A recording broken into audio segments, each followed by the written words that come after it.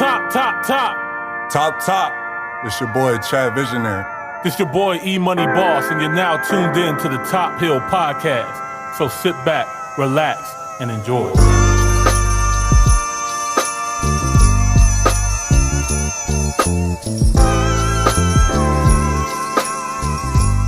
You ready? Yes, I'm ready. All right. Are we gonna keep the lights down this time? You want to keep it for a little bit? We can. Fuck it. Yeah. It started growing on me when I was watching it last week too. For real. I was like, oh, okay. I like how it starts off. I Okay. like this, you know what I mean? It's like, it's vibey, you know? Vibey. Vibey. Vibey things, you know? Hey. All right. 3, 2, 1. Top Hill, episode 39? Are we on 39? 39. No, 38 was last week. I remember that. 38 Okay, was last 39. week.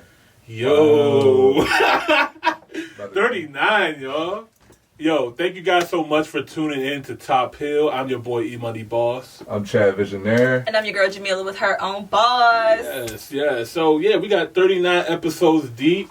You know, we got another good episode for you guys this week. We're going to be talking about a lot of things. You know what I mean? A lot of things happened over this week. But first and foremost, I want to talk to my team, how everybody doing, you know. Her own boss was good. Starting with you. Everything is good. Glad to be back. Sorry I missed y'all last week. We definitely missed you last week. Definitely. I was still tuned in though, you know. Yes. And yeah, it was a good episode. But I'm back.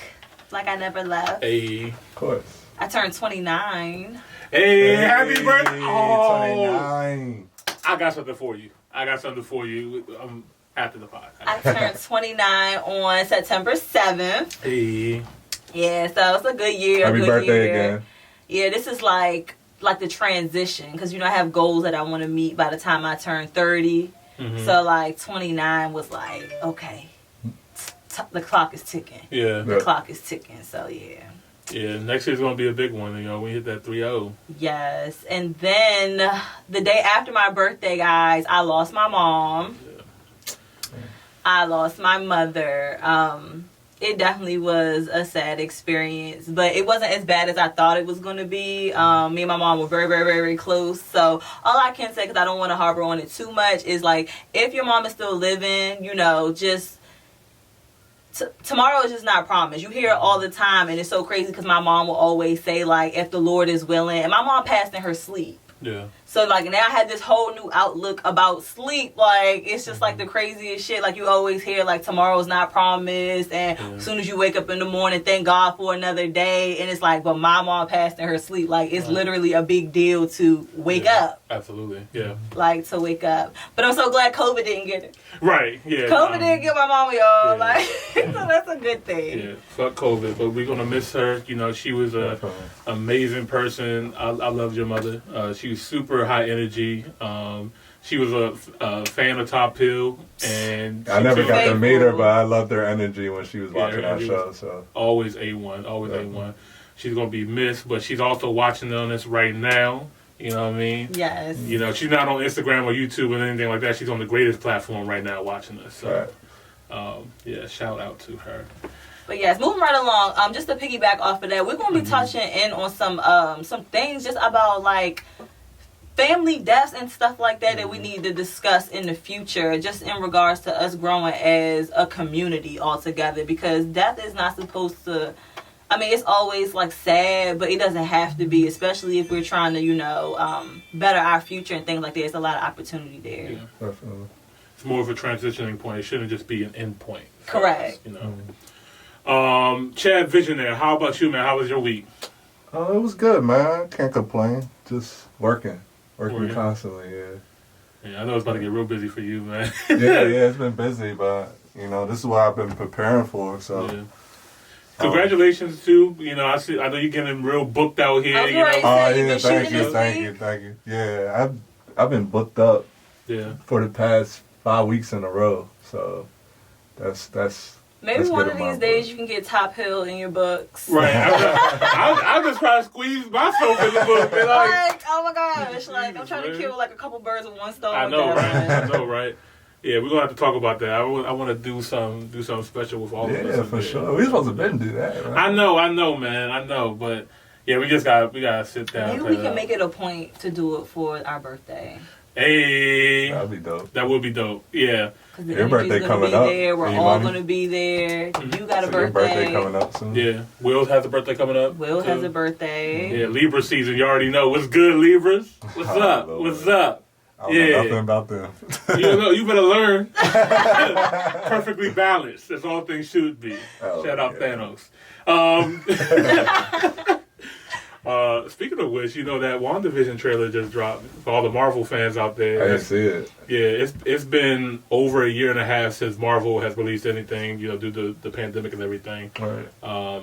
So on top of the movies that they have, they got their TV shows that's coming out on Disney Plus. Okay. So they just released a trailer for that. So That's a smart move. yeah, we need more content now, and Because nobody trying to drop movies.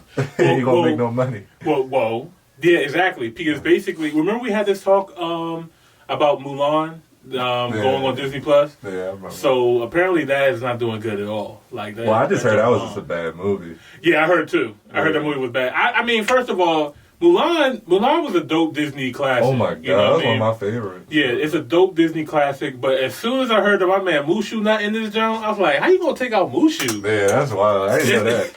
And then the little talking cricket ain't gonna be in the joint, and then there's no singing, there's no dancing, there's no nothing. It's So what are we doing here? I heard it was bad. I heard it was it's supposed to be a live action, more. Real life, I guess. Yeah, I guess that's what they were trying to go for. But Disney, when they do their live action movies, like it's really hit or miss. You know what I mean? Like them Jones, like Lion King. Was Lion King like? Because I never seen Lion it King yet. was trash. The new Lion King to me was trash. Uh-huh. And I don't know how they made the movie shorter, but felt longer. The original to me was just a way better movie. The new one felt really rushed. I was like, don't rush the Lion King, man. Like, yeah. But the Disney Plus, they experimented with doing Mulan as an exclusive release to see if they possibly could do more movies that come out on the platform. But that one bombed really badly. Jeez. But then you got another movie like Tenet that came out in theaters. They took a risk with being one of the first major blockbuster movies coming out during the pandemic. Okay. And it's doing extremely well. Oh, really? It's doing extremely well. That's the movie featuring Denzel Washington's son. Okay. Damn, I forgot his name. He's just Denzel Washington's son. So he's in the acting now? How old is he? He's been acting. He did Black Klansman. Oh, that's him? Yeah. I didn't know. But the movie was really good. I went to see it. His name is John David Washington. Look at his face. How many people can be in the theater at a time? They have it spaced out. So you know how most movie theaters have like assigned seating? Yeah. So basically like you can't be like next to people like that. So it's like 4 seats in between? Oh, or? that's his son. Mm-hmm. Is he in that show I just Let me started see. watching last night? I just started good. watching the show last night. The TV series. Oh, Bones? yeah. No, that's not it. He It was kinda on look like Stars. Ambitious or something like that with all them black actors. He looked like the dude that's in it. Yeah, but he was in Black Klansman. You know, you remember that afro. Okay. But he did an amazing job. That movie was incredible. It was. I liked it because it's a thinking movie. I like movies that keep me engaged and keep me, moving. Just it's very much like Inception. Still haven't seen it. I just watched it. I did just watch You it. watched it? I watched it when I was. Is it on Netflix? No, it was on Prime. It's probably, what do you think of it? The same thing I thought the first time. It wasn't as interesting as I guess because I knew what was going on. But it was still good. Chad, watch it. Yeah, you should watch it. I am. Watch it. If not, watch this. Like Tenet was really good. It was a really good movie. So yeah, I'm ready for the movies to like come back again. I'm not gonna hold you. I'm waiting for that Black Widow movie. I'm definitely waiting on that. Yeah, I'm ready for I'm ready for us to get back to normal with that shit. But yeah, that's the movies. What else going on, guys? We got music to talk about. Yeah, Shad just dropped the tape, man. Hey, Young Come on. Hefe, home Home team, home Young base. Hefe, Stop. street. Glizzy gang. Let's not gas it. Glizzy gang. Hey, you got the two. You got the two. I realized that I really was liking Shot Glizzy at a point in time where I was like really young. And he's just not doing it for me no more. Really? He's not doing it for me no more. I remember, and I listened to some old Shot Glizzy, and I don't love it like I used to love it. Like songs that I really felt like had me pumped. I felt pumped to this album, to be honest with you. Really? Like I felt like, I mean, obviously it's a time and place for listening to this music, but me listening to this album in the car was like perfect. Like, yeah, I only listened to it in the car, and Ryan told me, he was like, "You gonna listen to this album until you like it, huh?" I tried to get into it because it was Shy Glizzy. Like, y'all don't understand. Like, I really tried. There were songs on there that I liked. Like the first song came on real hard, liked it. Yeah, the second one with Meek Mill killed it, and then Glizzy let me down. Like, Shy, really? Like. No, he followed up with that Paint the Town Red is fire to me too. I don't even remember it. I like that too. But I remember the next song. Of course, yeah, right, because it got Uzi on it. Right, okay. Paint the Town, play that Paint the Town Paint the Town Red. Let me I like Hamilton. Ever since I was a youngin', I see you pussy niggas. Okay, yeah, I like that joint. And I'm be proud to see And he just sounds the same on every song. And he even do I don't think so. up. And he will switch his flow up just to let you know he can switch his flow up. But for the most part, it's just the like that's just Shy Glizzy. All right, let me tell y'all what I think. Okay. I feel the same way I do with Gucci. Remember, I don't know if y'all remember, like I said I don't like old Gucci. I like the new Gucci. Same thing with Shy. I just feel like he progressed more. And it made me go back to his older music. Like, now I'm starting to appreciate his older music, but I love the old Shy. Because I'm an album person. Yeah. And the last 2 albums that he did before this, I'm cranking. Right. I like it. It's more versatile for me. And I think with this too, this is also Young Hefe 3. You know what I mean? So it's the third installment of the Young Hefe, trilogy. So much more mature. Even looking at the track titles and things like that. When I'm thinking about old Shy Glizzy, a lot of drugs, violence. You know what I'm saying? I loved it. It was like, but I was also young, like, you know what I'm saying? True. Now this Shy Glizzy is like same sound, and that shit is still the same. Couple songs on here, cool. I'm glad you're maturing. I'm glad you're making some money out here. Yeah. I'm only giving you a second chance because you're from the DMV, but you just, it just wasn't the Shy Glizzy. Yeah, it wasn't for you. What's your favorite song on the album? Hamilton with Free Glizzy. Glizzy, yeah, that drink. Don't remember it either. That joint was a banger, and then the first song was strong. But I'm not saying I probably remember when I hear it. See my damn guns. I'ma be so rich, I'ma leave some millions for my grandson. Okay, I remember that. I'm so handsome, she want me for a ransom. And which one was your favorite? Man, and I like the one with Lil Uzi. I think that was the lead singer. This is the one I keep going back to right now, but I haven't had a chance to really listen to the whole album all the way through. So I'm gonna listen to it all the way through again and then pick out my favorite track. But right now, I keep bumping this Right or Wrong John featuring Lil Uzi. I like the Shooting Star one. That's the one I like. This is so Shy Glizzy, like, it's like all the same ad-libs.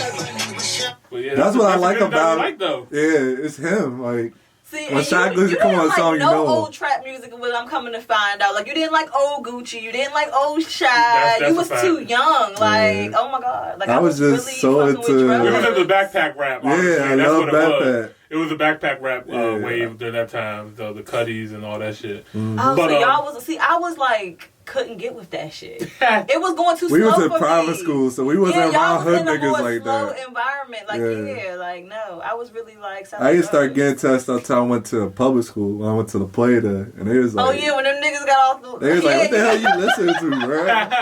So I was like, "What are y'all listening to?" Like, I had to switch it up a little bit. Hey. But I do like this project. I do see a little bit of growth in Shy Glizzy. I like the feature selection on here too. When I saw that Meek Mill was on here and Uzi was on here, he got Jeremiah Ty Dolla $ign on here. Yeah, you know him and Meek. Yeah, they weren't like odd to even see on the track titles either. Like they don't look weird. It doesn't look weird, right? Exactly. And then it didn't feel like they robbed him of his project. It still felt very much a Shy Glizzy song. Featuring and that's hard to do, especially with big names like Mika and Uzi on your track. You know, Mika and Shy are pretty close. I didn't know that. Yeah, they always hang out. I did not know that. But they got a similar type of swag. Yeah, yeah, definitely do. I enjoy this record so far, so I'm gonna listen to some more, and maybe it might be in my rotation. Okay. But that new Alicia Keys though, it's like, y'all listen to I ain't gonna lie, I forgot about I that. I listened to it though. You did listen to it? Yeah, I listened to it. What'd you think of it? It was cool. It was different from what she usually do. I think she's trying to, take a new path. I don't know, bro. It's. I'm not a big Alicia Keys fan. You know what I mean? Really? I thought you would love Alicia Keys. I love Alicia Keys, It's the but R&B head. Right. I just love certain songs by her, like What was album the song on wise. this album that you can't remember? The one with Miguel. I think it's "Show Me Your Love." That or song is like a something. year and a half old. Yeah, that's the best song. That was my favorite song, like literally a year and a half ago when nobody was listening to it. Yeah, that's the best song on there though. It is. I played that song to death. Yeah, there's another one I really like. Hold on.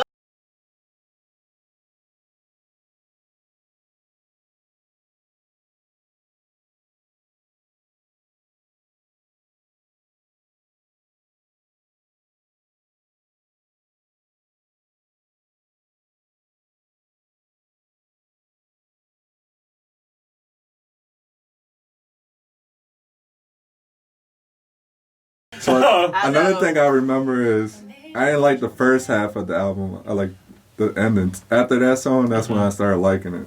It's a lot of tracks on here. 15, Yeah, it's a lot of track. 15 tracks. Were the other songs in that same vibe of that song? Kinda, yeah, and that's why I was like, okay, now it's starting to be. It was a little bit more upbeat too, because the first half was like, dang, this joint's super slow. Yeah, I'm gonna be honest with you. I'm not looking forward to it. Like, I would probably force myself to listen to this because I heard the single. I heard Underdog. Didn't really care for that. Yeah, I didn't care for Underdog. And then, like you said, this song with Miguel came out like forever ago. Like, I hate it when albums come out with old ass songs on there. Yeah. You know what I mean? Like, I want to hear a fresh body of work. Yeah, because when I heard this song, I was expecting an album to come afterwards. Right. I was like, is Yeah, it it was- Miguel's album? It was on Like, pre-order for a longest. It was like time. I've been seeing this like chilling, like coming soon. Like, bro, when? But I don't know. I don't know if the pandemic has stuff to do with it or anything like that. But I don't know. Oh, I just remember I do like the song with Snow. I Yeah, already knew that was. I think that was perfect. And then I seen When that I seen her little. name on there, I'm like, I'm surprised. Yeah, they were Okay, perfect alright. together. They were perfect. All right, and he got That was she a got highlight Jill for Scott me. on here too. That was good too, Probably dope. cause she redid one Jill Scott song, Oh. so that was dope. Mm. But yeah, other than that, it was decent. It's not something I'll go back to. I'm not gonna lie. That's I unfortunate. can tell by the cornrows on the cover art. Stop it. Yeah, I shit. looked just like that yesterday. This morning, too, matter of fact. Hey, shit. Yo, Rap Life had a live concert with Nas, Wale, Rhapsody, and Lil Baby. I'm That's why their mad. birthday What? today, I too, missed ain't it. it? Who, Wale? Yeah. Oh yeah, you did send me that. Yeah. Oh, it was yesterday. Oh, I missed I it. meant to see that too. I'm just glad that they're giving Wale some shine on here, man. He's right under Nas, then Rhapsody and Lil Baby, and I think they performed this at Howard. Oh yeah, live at Howard. So they got a song together? No, they got they did a live concert or something. Okay. Rap Life live at Howard University. Huh. Oh, or maybe I don't know what they did. I thought they did a live job. It's Wale funny. just had a project, too, though, didn't he? Wale, yeah, he Yeah. did. Yeah. He dropped this junk. Shoot, what was the name of it? I'm gonna look it up. It's like a little EP, but that junk was fire. Well, Wale did? Yeah, it was an EP. It was like right when it's called The Imperfect Storm, and that What's has the album cover look like? it has like a car on fire. It's like a real. Oh car. yeah, okay, I remember that. Definitely some dope music on here too. Like we talked about this, I think before. Yeah, we did. It's crazy that you just brought Nas and Wale up. 'Cause I just listened to a song with them together. Oh really? A new song? No, it's old, but they sound good together, bro. Yeah. It's weird. I'm just glad that people are starting to show Wale some love and some respect, man. He sounds really good right now. I'm looking forward to the next Wale project because he went off on that Big Sean. Yeah, he Right. did. That's what I want more of that Wale. I'm not gonna lie to you. Yeah. I appreciate the poetry and the R&B, but I need that rapping Wale. Just give me straight rap Wale. No, I like the mix. That's what makes Wale Wale. Yeah, I was like, females that love Show Me it. Love joint, like when she remixed it with 21 Savage, like Wale would have been perfect for that song. I was so pissed off with 21. I wish I could hear the remix. It's horrible. Where's 21 Savage doing? Is he 21 was on it? On the and they made a video, and they They made a video. Oh no. Gross. Gross. He don't even fit that. Wale would have been Wale. perfect. Like when I tell you I could hear him when I heard the song, I was like, oh, I was even thinking it. I was like, oh, Wale would sound so good on this. And then 21 came out like a couple weeks later. I was like, oh no. But you know, that's what they want to do. They want to throw a little spin move on you. Like, yeah, they expected Wale, so we're going to throw that Savage on here to like throw you off, but it's going to be that tight. works. It was unnecessary. It was like Alicia Keys and 21 Savage. Like that looks weird on a track. Like what? That only works sometimes. I'm trying to think of a track that somebody did that. I was like, oh, that actually worked, but I didn't expect it. I can't think of it right now. I don't know. It comes to me. Any other new music that dropped this week? Honestly, I didn't see anything that really sucked out. I seen that much. Action Bronson drop song. I don't really listen to him. I never got into Action Bronson. Like the White Rick Ross, I never got into him, man. No, he's the white Ghostface killer. Oh, for real? Yeah, he sounds just like him. And Ghostface don't like him at all. Don't sound like I want to listen to either one of them. Ghostface Killer's a legend. He's actually If on you my like top that 10. kind of thing. The shade that I you throw know. sometimes, like you like that kind Hey, of I thing. need to like, give you a Ghostface Killer album, man. We'll make you listen That's to that it. old. I New wish York- somebody, I know, right? It don't even sound right. Like, I'm just sitting here imagining me with my AirPods on and somebody's like, what are you listening to? Ghostface Killer. Y'all better show some respect to Ghostface, man. Oh man. What you listen? You don't listen to Ghostface? Oh, y'all tripping. You is tripping. All right, so I'm good off the music right here. This really wasn't nothing. Something else, John. I can't think of it right now. You know, Lil Durk, The Voice, or we covered that we last? covered that last. I'm still bumping it. Yeah, that's That's fire. hard, That's on man. fire. I'm ready for that Lil Durk album coming out. Yeah. Yeah, Lil Durk sounded good. What's new in the news? I know we talk about him a lot, Kanye Ginsburg. bro. I'm tired of this nigga now. You tired of Kanye? Nah. Oh, no, what he do this week? I might have missed What he this. do now? He was going off on Twitter as usual. You see, that's the first thing Yeah. I Right, yeah. I'm like, let me find out what my man talking about. Yeah, I ain't keep up with it this time. You know, a lot of people. Have you seen the meme going around talking about how Jay-Z sold Kanye's royalties? Oh, Oh, okay, yeah. okay, Buy yeah, stuff I like saw that. that. So Kanye came back and tweeted like, "Stop trying to pin me against my brother. Like, we good." Oh, he You know, spoke out on that? Yeah, he spoke out on that. I wouldn't be surprised if he did that. Yeah, but Jay-Z's like the shadiest person. I ain't gonna hold you. No, he's not shady. He's a businessman. Like it's just our business. Like we gotta think. For the first time, we're witnessing two men in the culture that are billionaires. Mm. Billionaires. Okay, Yeah. their conversations, their interactions, their engagement is going to be different than what we're used to, what we're experiencing on our level, and we're seeing it firsthand. Mm. Kanye tweeted, "I'm the second richest black man in America." Like, that's crazy. You know, Yeah. like Jay-Z and Beyonce move like presidents, like presidents and king and queens move. Mm. You know what I mean? Like, I don't know, man. Something about that ain't right. What ain't right? I don't know. It just don't make sense. What don't He's make still sense? shady, I don't Monty. know. I just Call look it at what it. you want. I think he was just. Well, it's not really proven that like he sold Kanye's royalties, so Right. that didn't come out. Yeah, I don't We know just that for on sure. the outside running our mouth, putting our 2 cents in. Right. But I just look at like the beginning of his career, like even before his career, like I know you know the story when he shot his own brother. Mm-hmm. It's just like all that transpired with the Rockefeller with Damon Dash, Mm-hmm. and then stuff early in his career what he did with Kanye. It's Yeah. just he did a lot of people dirty, but But you look know, at where he's at now. yeah, where he's It's at like- now. I mean, you know, no shade to the people that, you know, he might have affected during his moves or his transitions, but he was thinking for the best for himself. You know what I Yeah. mean? There's nothing wrong with being selfish for yourself for a little bit, you know what I mean, for a greater cause. You know what I mean? As long as you are doing something for a greater cause. So, I'm sitting here looking at a tweet that Kanye posted. let us have it. He was like, this is a call for all artists to unify. I will get my masters. I got the most powerful lawyer in music and I can afford them, but every artist must be freed and treated fairly. And I feel like, he's like, I ain't even got a beef with him because the business is the business. It's not even personal. We just gonna let our lawyers do our shit. But what about everybody else that's getting worked? Like, right, and that's what he was saying too. Like, he wants to see everybody's contract. He's like, this shit's got to stop. This shit is modern day slavery. All this stuff. Like, his lawyer was saying, like, if Taylor Swift's royalties cost like $300 million, so if her royalties cost this, like, imagine how much yours is going to cost. Right. But they're not trying to give Kanye the information of how much it is because they know he can buy it. Yeah. And by Kanye getting his master, like, that's putting him in just a bubble way past. You know what I mean? Definitely. So Kanye knows what he's doing. He's not this crazy person that people think that he is. Like, he went from somebody who was in debt, broke, asking for money. Now his net worth is $5 billion. Yeah, it's crazy. $5 billion.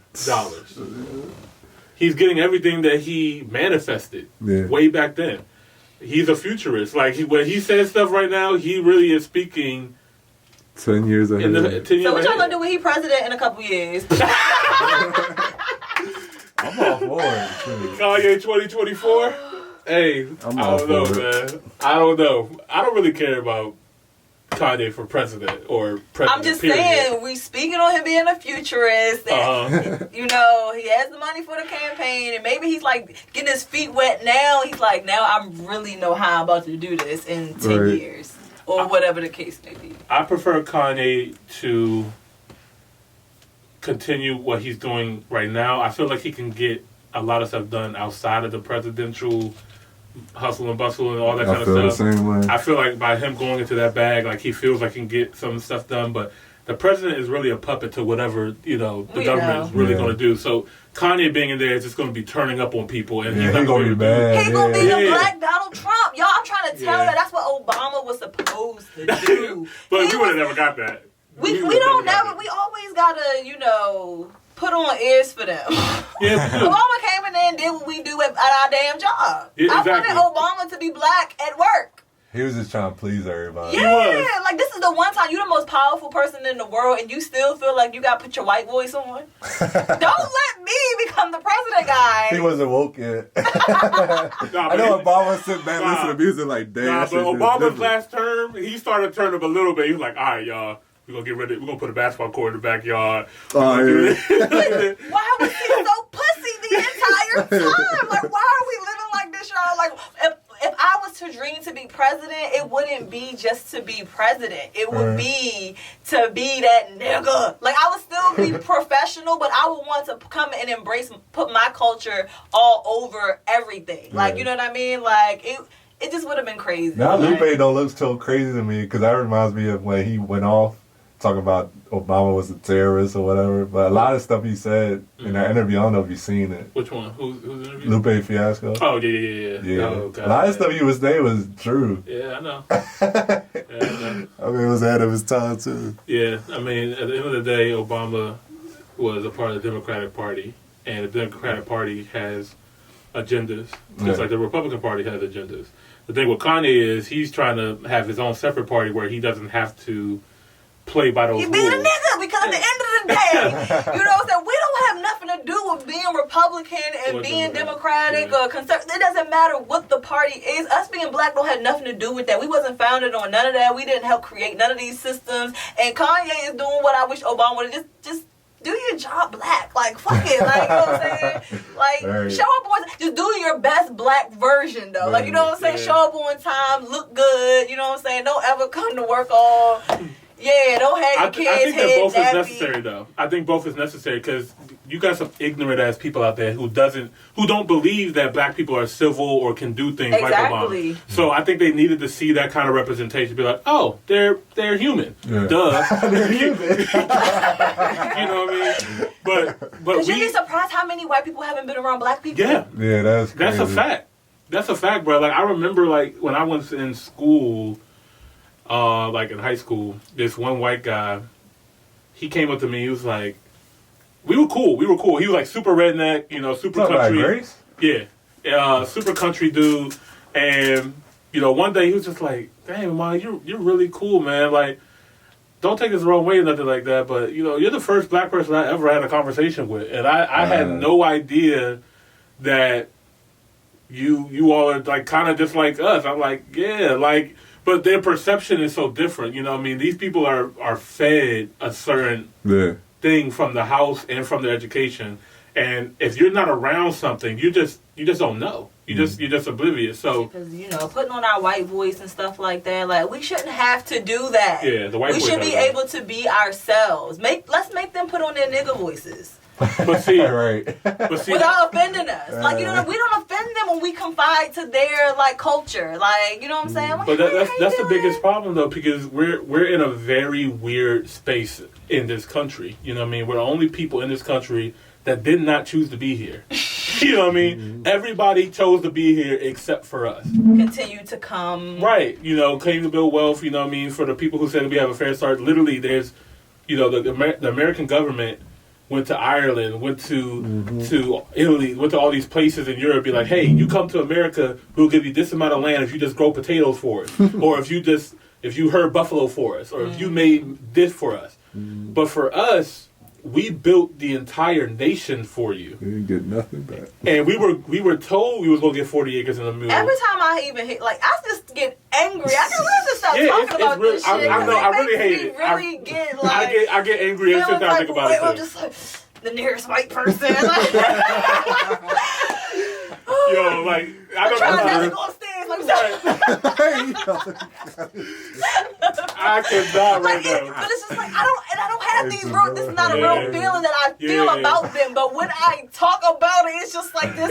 I feel like the Hulk. Like I'm just ready to go crazy. It gets to the point. I remember the first time I saw 12 Years a Slave in the movie theaters. I saw it with my dad. In the movie theaters.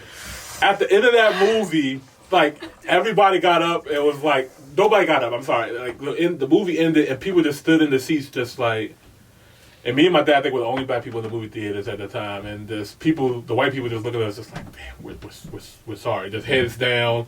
You know what I mean? Like, it's, how do I put this? This is a dark truth that America does not want to bring to light yet. Like, I don't think I'm ready for it to come to light. I didn't know. It needs to happen. Get it. Like, every time I even think about it, I just get like my blood pressure up right now. Ain't nobody even made me mad. I know. I'm getting riled up too, but like it's a conversation that needs to be had. Like they had this conversation with the Chinese Americans, with the Japanese Americans, with the Native Americans. They had it with the Jews for the Holocaust, and that didn't even happen on American soil. They gave reparations to all of these groups of people. But you're saying that 400 years of slavery, segregation, Jim Crow, mass incarceration, for the past 500 to 600 years since you guys touched our shores. The first 500, 600 years, when you touched those African shores, we did nothing but greet you with love, greet you with all these things, like just showing you abundance and stuff. Even when you came over here, you dealt with the Native Americans. They just showed you nothing but love. When Columbus came to the Bahamas, not America, but when he landed in the Bahamas, they fed him, they showed him around the island, they did all this thing. Up. There's some bastards. Like, why the fuck would you ever? Like, why would you ever? And here we are celebrating this man. And you got the nerve to clutch your motherfucking purse when we walk past. Right. This is how crazy. So we are looked at as the hyper violent people, right? We're looked at as dangerous or criminals or super predators or whatever they want to call us. But y'all are the most ruthless motherfuckers that ever touched this planet.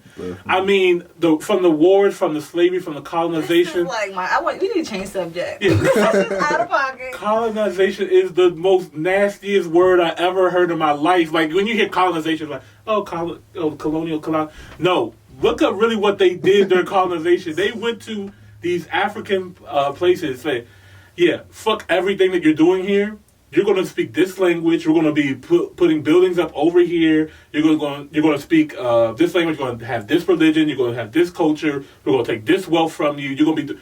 They just took over everything, And the only people, and this is why I have a lot of respect for Asian people, the Asian culture.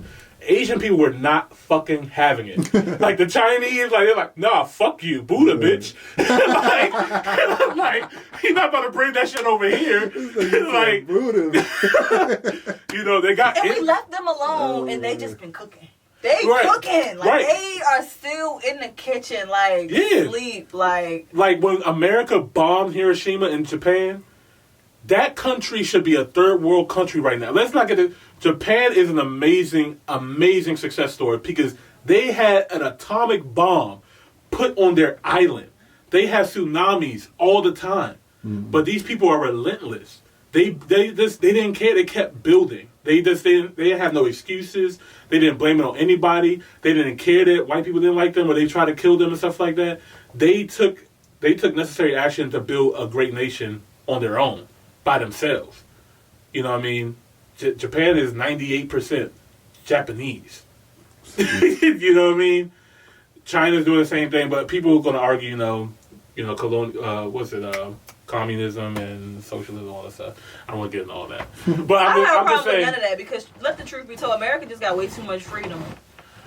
Is it too much freedom? Way or too is much. It... Way too much. I don't think it's freedom. Because the rules that, we really don't have real freedom. I don't feel free when I go outside all the But time. the freedoms that we are allowed are freedoms that other countries are not. Right. You talk like freedom of speech. And, yeah. Yeah. Just from day to day. You know what I'm saying? Like, we are able to say, do, go, be, where. Like, you know what I'm saying? Like, that is not it in a lot of countries. Yeah. In the majority of countries. You know what I'm saying? Those are little things that we take for granted. Just being able to wear what we want to wear. That's true. You know what I'm saying? For you to be able to walk down the street and see a big booty bitch, like, that is not like that in a lot of countries. You know what I'm saying? Like, it's just not. Yeah. So, we're not really free, but the freedoms that we are allowed. There's levels to this shit. Yeah. And then it's like with the communism, things like that. Like, they just have really strict rules in place, but it's really projecting them into a stable position. Yeah, like, it's like some real leadership. It's like you might not want to hear it, and I don't want it to be a communist I don't want nation here, but that's only because I'm so spoiled and used to what it is that I know now. And my thing is, how much progress can this country really make with a leader only having 4 years and maximum 8 years if he gets reelected? How much impact, how much change can really happen if this country really, if people really want change, right, or hope for a change or want things to get better? There's so much deep-rooted shit that has to get fixed that, okay, one president might be with the shit, might be trying to help do a little shit, but the next president can come in and say, like, nah, fuck that. Because that's exactly what happened when the slaves got free, when we were supposed to get what we were supposed to get. The next president came in and said, like, nah, fuck y'all. Like, he just like that. And then just like that, everything changed. But even though that person said, fuck that, we had the greatest incline in our economy because we dealt with ourselves. And I like that right now in 2020, I see a lot of black businesses, people searching for black businesses, trying to support black businesses. I love the fact that wave is starting to come back up, because the longest time we weren't dealing with each other, you know what I mean? Because we always felt like other people had better services than us. And I'm glad that myth is being debunked now. But we need to I don't think really it's really being debunked. I think we're just giving each other a second chance. Like, let's keep it 100. Like, at least for me, it's like, I know why I didn't deal with some businesses. It's like, you know what, now that we are at least trying to do better, okay, let me try to get in while the getting is good and I can support y'all. The older generation is still having a hard time with it. Yes. I had conversations with some older people. They still like, no, I don't want to support them. You know how black people are. I hear that from certain age group of people too, and it's just like that demographic right there. Like, it's all part of history, right? Yeah. Like, they did that on purpose because their generation was all designed to integrate. Because before they were segregated, so they thought that integration was the answer, the key. Everybody get equal quality, equal justice under the law, equal this. So that was their whole goal. Mm-hmm. And now that we had it, we thought it was equal. We thought it was equal. Excuse me, but it's not really equal. They had those hidden things underneath the surface that is not being projected out, like redlining. Like, so many people had no clue and some people still today have no clue what redlining is. So, I mean, I have people really think that, like, what's the issue with black people today? Why they live in the ghetto, or why is predominantly poor doing crime and stuff like this? Like, you have no idea why things are the way they are. You just think that, oh, just black people just ended up in the projects, and the projects just became the way it was just by chance. Right. No. Like, before you guys bombed the shit out of us in Tulsa and did all these things in Raleigh, North Carolina, all these other Black Wall Streets across the country that we were flourishing in, that you guys your ancestors got jealous, we were doing fine. Mm-hmm. But it's once we started integrating, the black businesses started to die during that time. Makes sense. So, one of my clients just told me her mom dropped her off, and I asked her, like, your mom get her nails, and she was like, yeah, but she said she doesn't want to come in anybody's house during the pandemic. She still goes to the shop. I'm like, she goes to the shop for what exactly? Right? Like that's even worse. Yeah, It's exactly. Worse, yeah. So I'm like, she was like, she doesn't think that it's going to be clean or something. She said, I told her that it is, but I'm just like, didn't take any offense to it. I was just like, in your head, you've come up with that the Asian shop, the traditional shops, are more cleanly than me. Right. Okay. Right. When we already know, like, we're so used to the culture of them not changing out anything, them not cleaning anything, it being visually dirty when we go in these establishments, and we accept it and kind of act like we don't see it or we don't know that it's going on. Right. But for some odd reason, you had this conception in your head that if you come into my house, that it's going to be worse. Crazy. Right. What?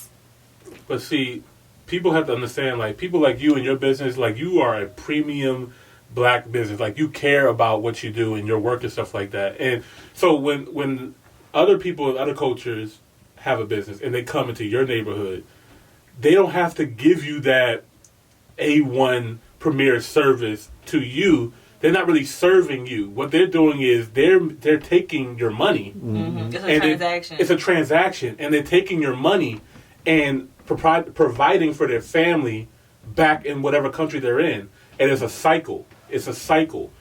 But for us, we look at it as like, nah, I'm going to go here because this is what I'm comfortable with, or I trust them to do this or do that. When it's just a transaction. But you got people like Jamila, who's actually cares about her clients, cares about stuff like that, and puts in the extra work ethic. And now there needs to be more business owners like you as well, too.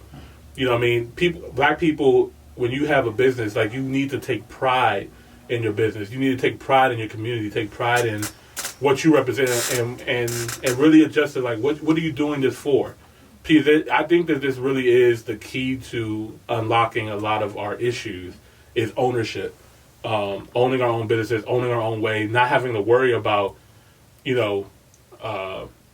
asking for a check from the government, or asking a check from a not looking for a handout, period. Yeah, not just looking for a working handout. for what it is that you want. This is something I was just having a conversation with a couple people.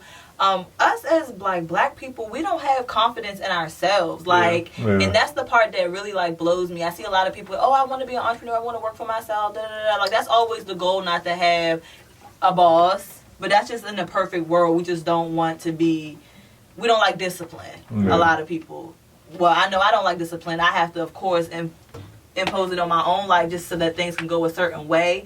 But we don't believe in ourselves, because every time I see somebody start a business, so often I see everyone say, like, as soon as they start a business, it's doing well, they're getting orders, everything is going exactly how they could ever imagine, but they still got their kids and their 9 to 5 or whatever the case may be. Now all of a sudden they need a break. Mm-hmm. I need a break. I need to go back to being a mom. I gotta rebrand. Like, as soon as things start popping, you want to self-sabotage. Yeah. We have got to stop saying that this is what we want and not grinding for it. Yeah, that's definitely fair. Self-sabotage I think that's a generational is crazy. curse for real. Like, we have got to stop taking breaks when things start getting hectic. Mm. It's no break time in this grinding, in this business and entrepreneurship. Like, it gets nasty, it gets stressful. You have to be willing to do what nobody else is willing to do to make your business flourish. Right. Mm-hmm. And look for some mentorship too. Like, look for some guidance. Don't feel like you have to do everything on your own, or like or nobody cares. Because there's people out here who want to see you be successful. Yeah, they're out there. Yeah, because the successful people, the real true successful people out there, they want to see more people successful. They want to have, because what's the point of having, just one billionaire, or You know what I mean? We need multiple people doing this kind of stuff. We don't know how to ask for help. We don't. Pride is crazy. Pride is crazy in our definitely. community. It really is. But even going back to that, like, I think about Nick Cannon's situation with the whole Wild 'N Out. This is something that this man created. His greatest asset. And they just took it from him. You know what I mean? Because they didn't agree with something that he said on something else. I don't want nobody to have that kind of power over me like that. Right. You know what I mean? That's just not right. But that's how they are, though. You know what I mean? Like, yeah, he might have signed up a fucked up deal, whatever, blah blah blah blah blah, whatever. But this is the whole reason why we need to have our own shit. Places like Revolt TV, people, the Tyler Perry studios. These are why those wins are so important. And I love the fact that as soon as I was thinking about that, when I saw it happen, Diddy was in Nick Cannon's comments like, yo, I got you in Revolt. Just let me know. Right. You know what I Right. mean? Like, and that's how it should be. We need to have each other's back. We need to really come together and unify. Like, look, we did this integration thing. We got some great allies, too. I don't want to make it seem like we're just bashing white people on this podcast either. Like we got some dope allies, you know what I mean? And Dope. we preach. Oh my God. So many of my clients are white. Like, Yeah. that's where I have to stop talking about it because it takes me to a bad place Yeah. when it comes to them. And I'm like, they aren't all that bad. No, and a lot of them just want to understand too. Like one of my best friends is white, and he comes to me for guidance and stuff too, because he wants to understand, he wants to learn stuff too, and we learn from each other. You know what I mean? And there's some points that he understands. But I remember when I watch 12 Years a Slave, whenever I see movies like that, I was like, Brand, I can't talk to you yet. I need a moment. I need a moment. You know what I mean? But yeah, man, like we need to get back into unifying ourselves and owning our own shit so that way we don't have to worry about stuff like that happening. You know what I mean? Don't have to ask anybody for anything else. You're not compromising anybody's brand by standing up for what you believe in, because that's really what the issue comes in when it like Nick Cannon and stuff like that. It's not even whether they agree or not, but when it comes to branding, if I have a brand and I put you work for me, whatever the case may be, and your views are different than my personal views, at this point in time, it's going to look as though your views are a part of my brand. Whether I agree with you personally or not, it doesn't work with the business. Right. And then it's like, it's fucked up, but at the same time, that's not our shit to be even crying about. Right. And my thing is, like, they took Wildin' Out from him, and he said it on his own personal podcast. You know what I mean? Like, that's the crazy shit. You know what I mean? But, hey, you live, you learn. But, hey, this is a good segue. Another topic I just thought about. Congratulations to the Joe Budden podcast. They just finished their last day contract with Spotify. Okay. Yeah, so they are... Congratulations to them. They are free. Yes. If you guys don't know, like, Joe Budden has one of the most popular podcasts, culture podcasts out there, and they had a 2-year contract with Spotify, and pretty much the relationship with them just got real sour. The market was different at the time when they first signed it. Like, podcasts weren't popping like they are right now. Like, everybody wants a podcast now. Right. And they saw how successful his podcast was. It was number one, 2 years in a row. So they just started grabbing celebrities like, hey, this celebrity, you want to do a podcast? You want to do a podcast? And what they were finding out is that just because somebody's famous or a celebrity doesn't make for good podcasting. Like, podcasting is its own art in itself, So they found that out quickly. But they had issues. Joe Budden had issues with Spotify. They decided not to sign another deal with Spotify, even though they offered them a lot of fucking money. But they believed in themselves. Yes. They believed in themselves. They feel like they know their own value. They have more control. Because basically, the money was the problem. From what they said is like, they were going to offer them a crazy dumb amount of money. But in return, they want everything from them. So Of course. not just the podcast. Joe Budden, we want not only your podcast, but we want your pull-ups that you do. We want your State of the Culture show. We want, if you go on Love and Hip Hop, we want that.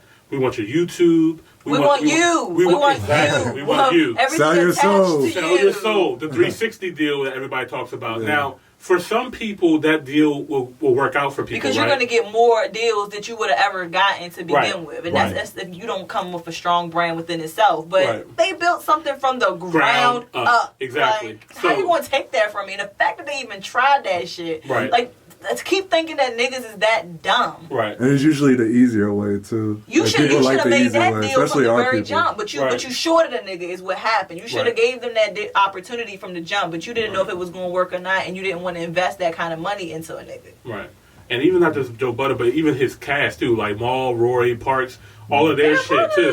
So it's just like, that's just not fair to them. Like, you're really taking away your freedom to be able to do, you know, other things. And so I think they made the right decision for their brand. I think so too. To stay. They got a lot of backlash for that. Well, because it's like, they brought this up beautifully, I think. I feel like there's two sides to this. You got the independent people, the people who are okay with saying no to a check to get a bigger bag later, and then you got some people who's like, no, you need to integrate, you need to you know, get to it now. Yeah, it's kind of like they call it like Professor X and Magneto, or like MLK and Malcolm X. Like it's like they both want the same kind of success, but the same goes for their people and stuff like that, and they mean well, but they just have two different ways of going about it. And I see Joe Budden as being more of like a Magneto, Malcolm X figure, and Charlemagne will be like that MLK, that, you know, Professor Xavier person, because Charlemagne, they kind of was beefing. Yeah, I was about wondering it. what was going on with that.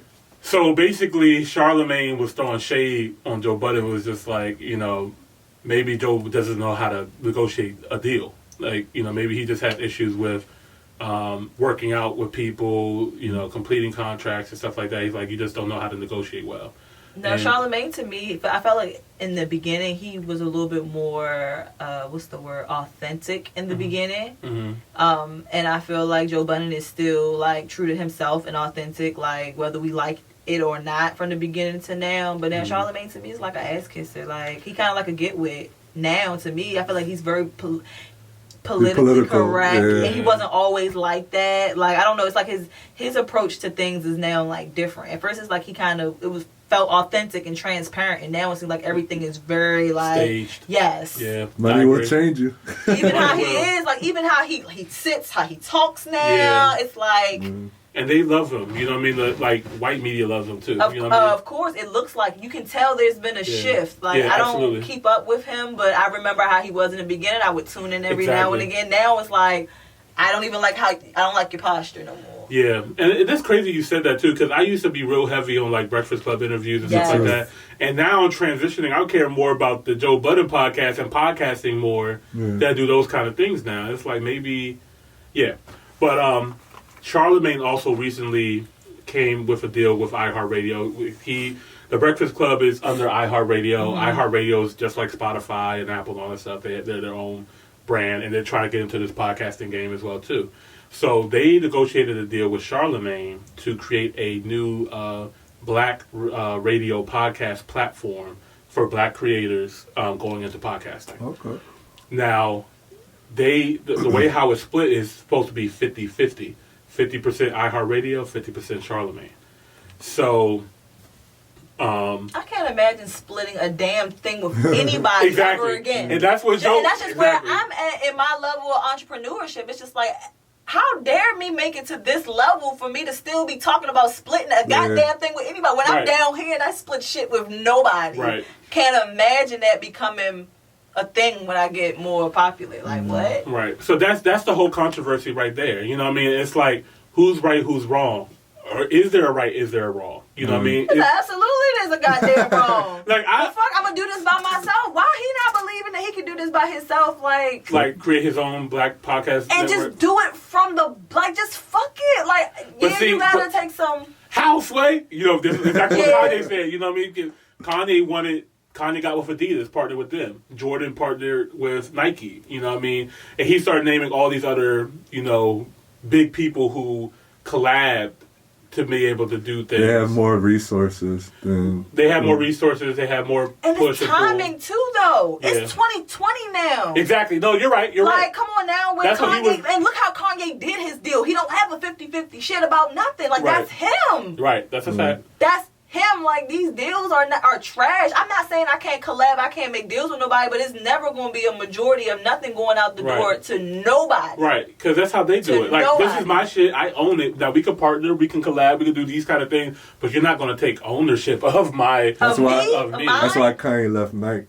Nike, yeah, they was taking... And Kanye is still having issues with Adidas and Gap right now because he still wants to be able to have a seat at the table of their board and stuff like that. That was another thing he tweeted about as well too.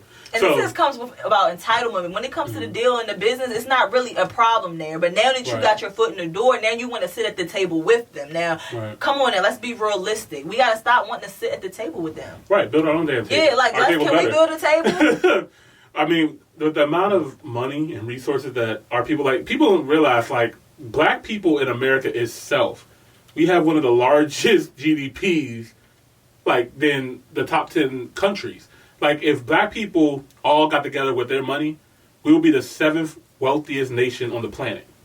Yeah. We need to be like China. The way their economy is growing, it's like real hush if you don't know about economics and stuff like that. But to say that they've been through so much and they've been making everything in the whole wide world for my whole entire motherfucking life, and how much bigger they are in comparison to the United States of America, and how we are leading the economy for no reason, just because we got a head start stealing.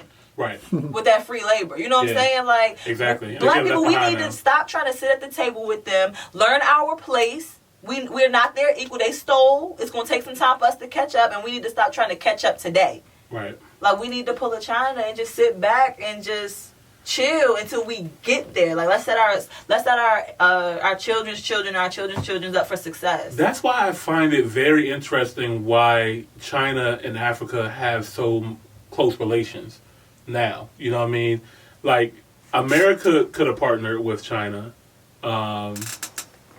Europe, you know what I mean? Europe could have partnered with U.S. could have partnered with Africa. The UK could have partnered with Africa. All these people who colonized these countries and stuff like that could have made right, could have done better.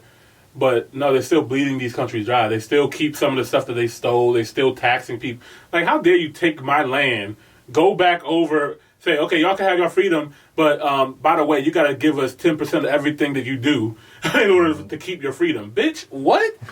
like colonization is evil shit, y'all. That shit is evil, man. Like, in Nigeria right now, they're still teaching British history in Nigeria.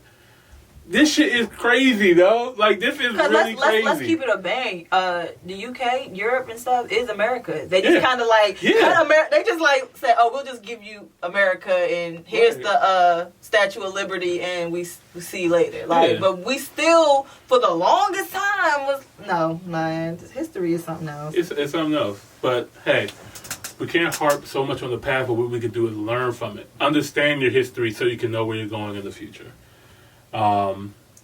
And yeah, man, that was a good little.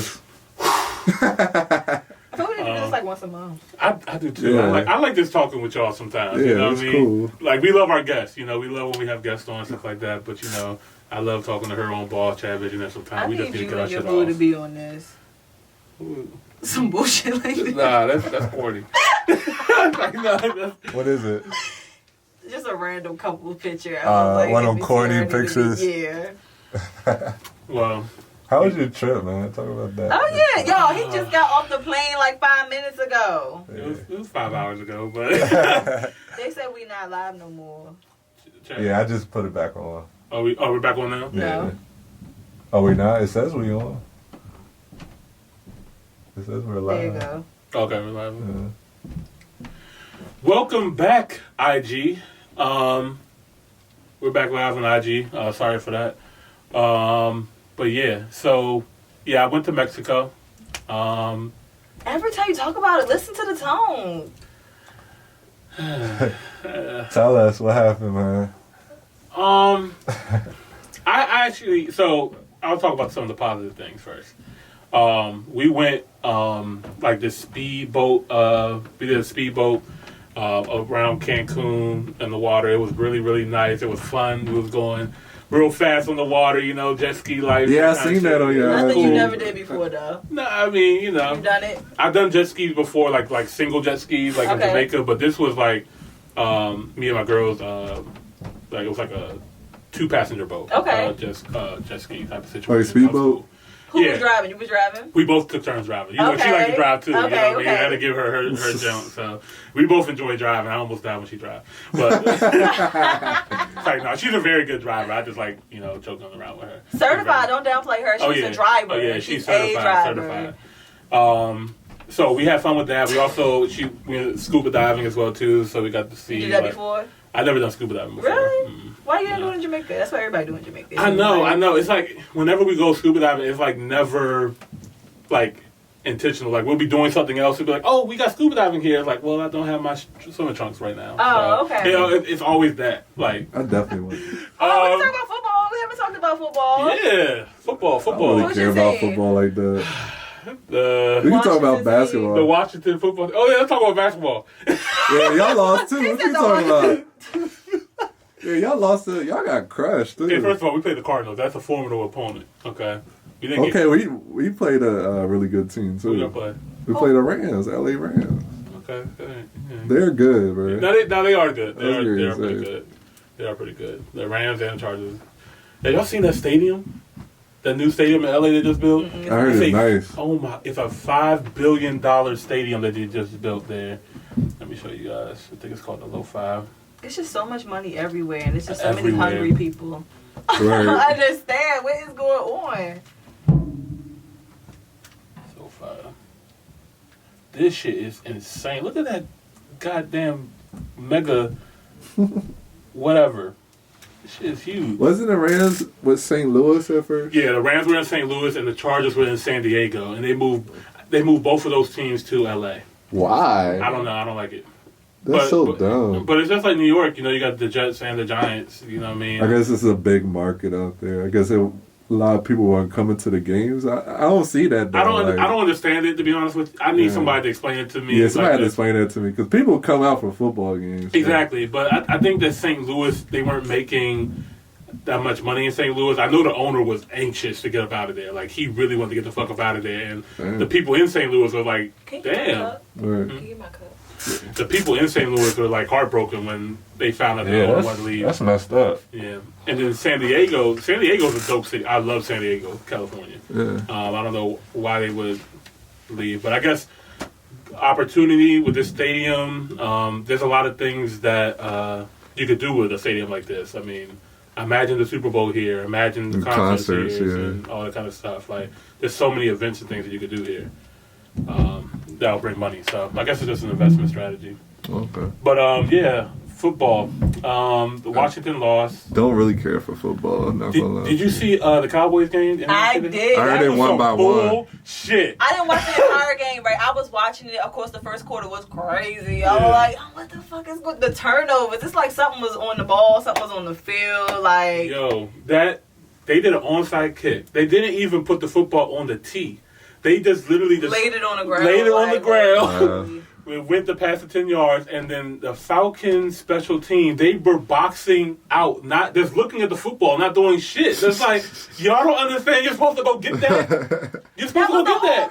That was the whole game, though. They were just playing crazy. When I looked at the score, because I had went to get my feet done towards the third quarter, and I left, and when I checked the score and seen they won by one, I asked Ryan, because that's his team. I was like, y'all, the first quarter, 7 minutes in, it was already 3 turnovers and 2. They had converted to 2 touchdowns. I was like, y'all coming back? He was like, I doubt it. I was like, damn, you don't even got faith in your own team. And as soon as they win, we're going to the Super Bowl. Right.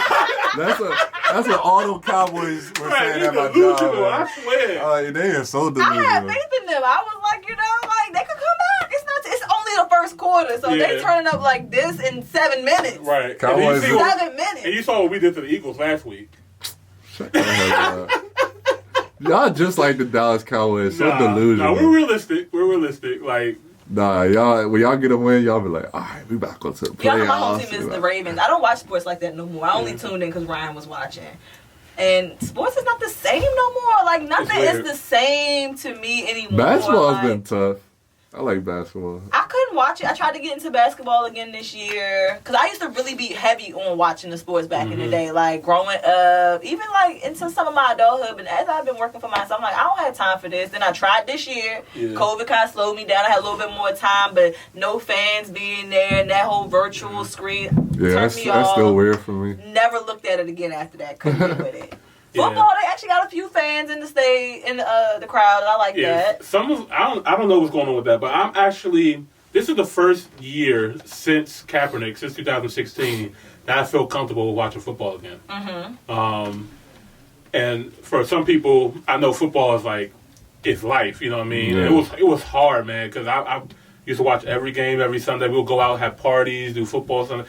Like that was really hard to like stop supporting the NFL. But I'm really glad that, you know, Roger Goodell and some of these people went back on what they were saying and realized that, okay, yeah, there's a real problem with police brutality and black people not being treated fairly. We recognize that now. And I like the initiative that they have been taking in the NFL this year, letting the players take knees, letting them wear Black Lives Matter on their helmets, you know, putting George Floyd up on the intercom at the Minnesota Vikings stadium, doing little things. Their commercials as well too. They're funding the money being put in place. The things that Jay-Z and the NFL got together to do, they're doing it. Right. They're putting their money where their mouth is, and they're taking action, which is just good to see. Now, is it going to fix everything overnight? No. Yeah. You know what I mean? But the fact that they're like, okay, we were wrong, you guys are right, this is what we're going to try to do to fix the issue, and it's a step forward. You don't ever feel like they just do that just to tell us what we want to hear? That's how I take it every single time. And that's fine. I don't never take it like they doing anything. And this is the thing too. Even if it's politics, I don't need it to be genuine. Let's not get that twisted. I don't care if Roger Goodell or these owners don't give a shit about black people and they're mad about it or whatever. But the fact that you have to, let these players express themselves, be themselves, and speak about social injustices is what matters to me. I don't care about the personal shit. Black people, we gotta stop getting personal with these people.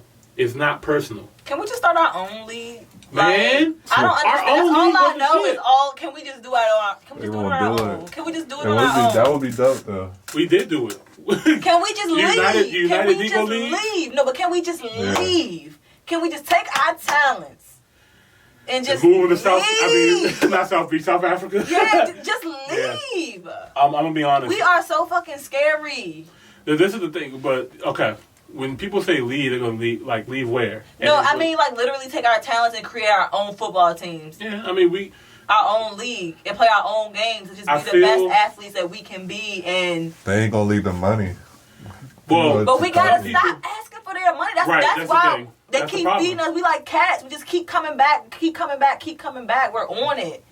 Well, you got some players like I forgot the young kid's name, the All-American kid that with the Howard. Well, he's going to Howard. He's going to Howard, yeah. But he could have went to any top tier sport college that he wanted to, but he was like, nah, I'm going to HBCU. That is huge. The more and more that we take our talents to our own places and stuff like that and make that cool, stuff like creating our own league can be more possible. Yeah. You know what I mean? Now, they're going to want to stop that at any means necessary. They do not want that shit to happen. Like that. You're hurting their pockets at that point. We need to start in Texas with the kids and stuff like that and stop telling them that the goal is the NBA, the NFL. Like, that's not the goal. Like, stop. Yeah. We got to change the whole trajectory of our culture so that we can't keep doing the same thing expecting different results. Yeah, that's insane. We put our little black kids on the field, hopes of making it to the big leagues. The big leagues is the NFL. Like, why can't we have other leagues that we're trying and aspiring to get to?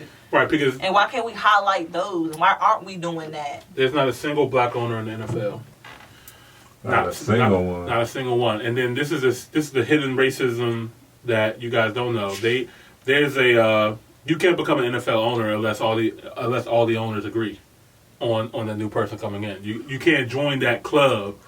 Why is it a club? Why isn't it business? Because why isn't it like that's the America that's that is a club. shit. That's that America shit. is a business. America. See, we getting back on that conversation where I'm feeling the type of way. Cause that's what needs to be talked about. Y'all need to stop being pussy. Like I'm trying to tell y'all, like all of us. When I say y'all, I mean us. Like we need to stop being pussy. Like seriously. We think start defensively, speaking up we for act ourselves. defensively. Yes. We need to start being offensive. We need to start thinking that way. And it's hard because it's like a shift is happening, a switch is happening, but nobody told us ready, set, go. Or like, okay, we can do this now. We only been technically free, fully free, for 50 years. Let that sink in. We all know somebody that's 50 years old right now. Yep. They weren't allowed to live in certain neighborhoods. They weren't allowed to get certain jobs. They weren't allowed to get paid the same way. They weren't allowed to get this, that, the third. 50 years ago. 50. That's not a long time. See, you pissing me off again. So to all you dumb motherfuckers who are out there saying that we all have the same fresh start, like, oh, look at LeBron or look at Oprah. Those are anomalies. You got 1,000 Oprahs and already. half of them are pick-me niggas. Let's be clear. Like, they not getting it just and because. all of them got money from us. Our labor. Our shit. Us.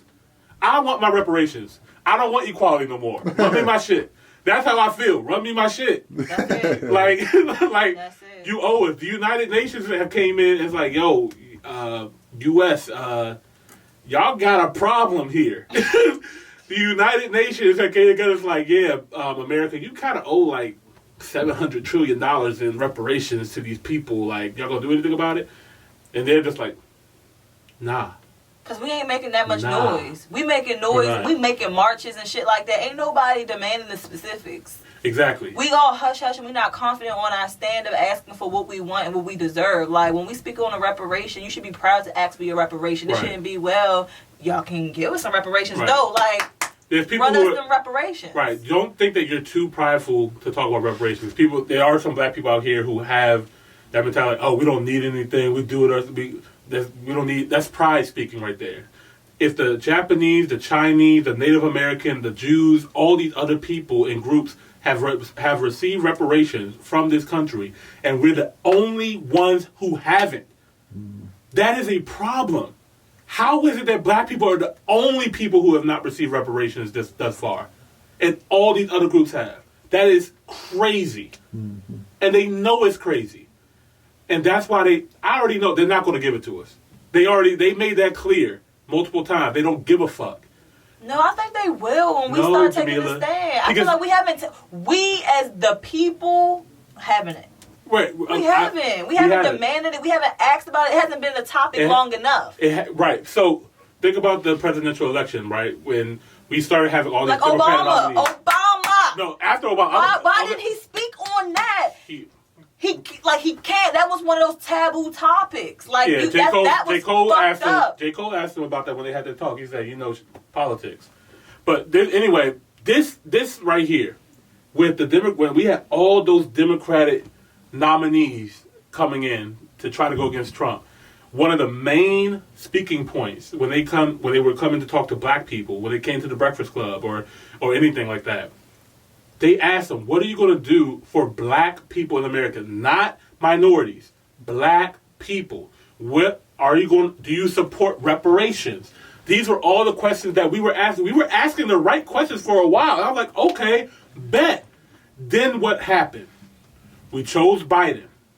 Biden chose Kamala Harris. And that goes away. Everything now is just vote now. Oh, we got criminal justice. We got people getting locked up. We got police shooting people. We got to vote. That we've been saying that shit since the 80s, nigga. Since the 80s, the same thing. So we're gonna vote. We're gonna get Biden in office, and we better hold that nigga accountable.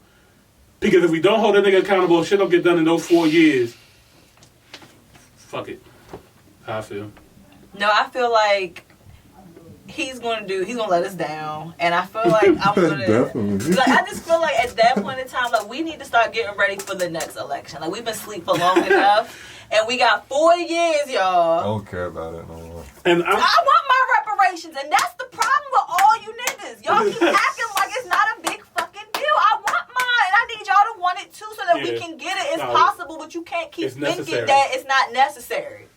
Right. Or that it's not tangible. Anything that we thought the thought is possible. Right. It's there. The money's already there. They showed us with COVID that the money is there. You should have gave a white person a dime. They print money out for free, nigga. They print that shit out when they want. They have the money. They don't want to do it. They don't want to do it. So, because they know the tea too. They know something about us that we don't even know about ourselves. They know about us better than we know about ourselves. That's a fact. The part that they erase out of history is something that we'll never know to the full extent. Right. There's nobody alive to even speak on it. Right. And our black folks is not really passing down that much ancestry either. Like we do not, like we've been so separated and divided from our families too that we don't even know about ourselves, but they know. They know. Tea. They know it all. And we got to get back to it. That's why I'm not. Y'all hitting doing something deep right now. Like seriously, stand up for people. Cut people off when he talks like he don't even care. You need to care.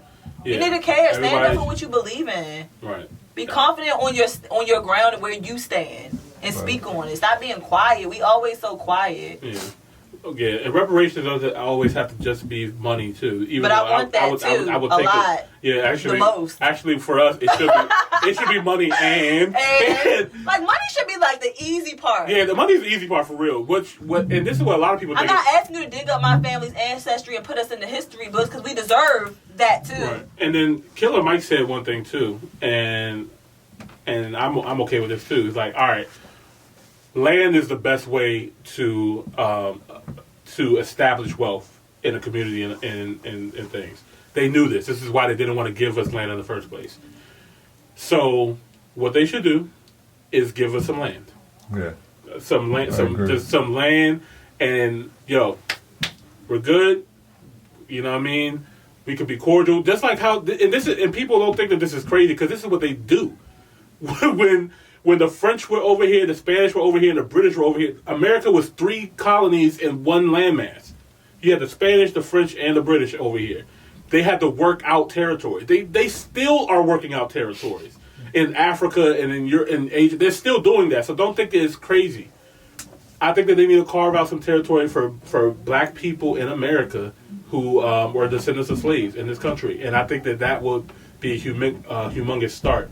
But I know a lot of people think that that's too controversial. Like, segregation. Like, you want to start this over? New white folks that didn't do nothing. Yeah, it's just like it's not my fault. Y'all folks didn't leave y'all shit. Sorry. Right. Like, period. Point blank. Poo. Like, they didn't leave you nothing. Sorry, our folks ain't had nothing to leave us. Yeah. I hope you guys enjoyed that amazing talk with E-Money and Jamila, her own boss, and Chad Visionaire. Yes. I know I did. Yeah. There's I definitely enjoyed it. There's so many topics that we can get into, and let us know what you guys think. Tell us in the comments below how you guys feel. Do you feel like we need reparations? Do you want your reparations? What are you willing to do to get them? Right. How do you feel about the election coming up? How do you feel about all the topics that we talked about? Hit us up in the DM. Hit us up on YouTube. Like, comment, subscribe to the video. Please. All the people listening to Apple Podcasts, don't forget to scroll down and hit 5 stars for us. We really appreciate that. Shout out our international viewership. All the people out there around the world. You know what I mean? We appreciate you guys listening to us every episode. And yeah. That's it. All right. Thank you guys for tuning in. We'll see you guys next week. All right. This is Top Pill. I'm E-Money Boss. I'm Chad Visionaire. And I'm your girl Jamila with her own boss. We out. Peace. Peace.